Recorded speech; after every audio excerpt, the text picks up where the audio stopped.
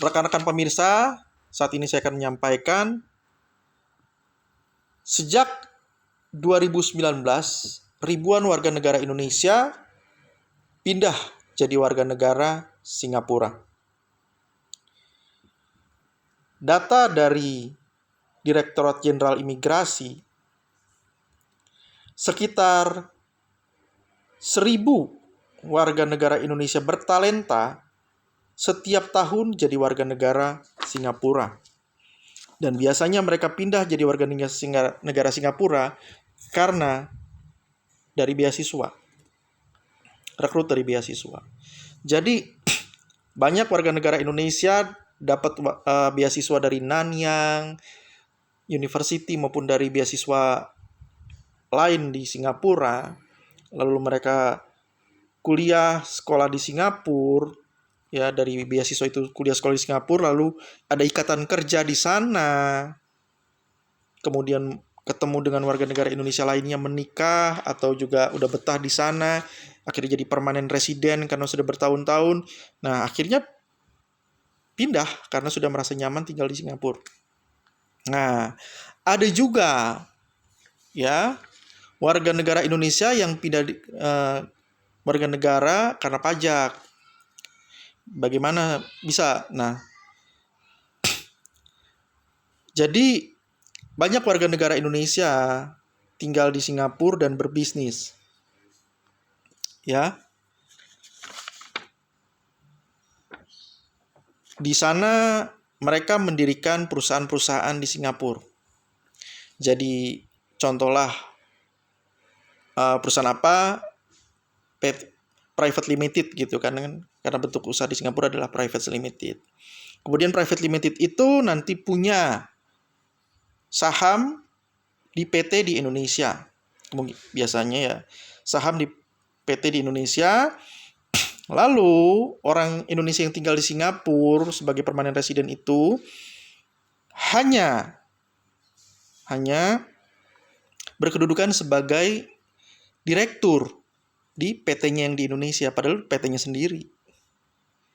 Jadi dia bikin perusahaan di Singapura itu punya saham di perusahaan Indonesia, lalu di perusahaan Indonesia dia hanya sebagai direktur. Nah, dari situ tentu PPh pribadinya hanyalah PPh pribadi sebagai direktur. Sementara PPh dividennya itu yang diambil dari Singapura. Jadi pajak atas dividennya itu ngalirnya ke Singapura. Pajak yang ngalir di Indonesia itu hanyalah pajak atas gaji. Ya, Singapura untung. Nah, karena Singapura ininya lebih rendah, gak pajaknya, anaknya pendiri perusahaan ini, karena sudah ikut bapaknya tinggal di Singapura, sekolah di Singapura, otomatis dia juga punya permanen resident di Singapura. Anaknya yang punya perusahaan pindah jadi warga negara Singapura. Itu modelnya seperti itu, banyak terjadi. Jadi kalau dari data sejak 2019 sampai 2023 saja itu ada 4.243 warga negara Indonesia yang pindah jadi warga negara Singapura. Ya. Nah, karena itu potensi penerimaan pajak itu makin berkurang karena adanya warga negara Indonesia yang pindah jadi warga negara Singapura karena tarif pajak di Singapura lebih rendah. Itu perlu dicermati untuk kedepannya. Karena misalnya ada ribuan warga negara Indonesia pindah jadi warga negara Singapura karena pajak. Tentu, misalnya pajak mereka miliaran kali ribuan, triliun. Maka potensi Indonesia kehilangan pajak itu triliunan per tahun. Karena pindahnya orang Indonesia jadi warga negara Singapura. WNI pindah jadi warga negara Singapura, pajaknya jadi pajak Singapura. Dia bayar pajaknya di Singapura karena dia warga negara sana, tinggal di sana. Di Indonesia mereka hanya sebagai direktur. Di sana mereka terima dividen. Pajak atas dividennya di Singapura. Karena pajak atas dividennya karena tarif di Singapura pajaknya lebih rendah, mereka lebih suka terima dividennya di Singapura. Sementara di Indonesia hanya pajak gaji.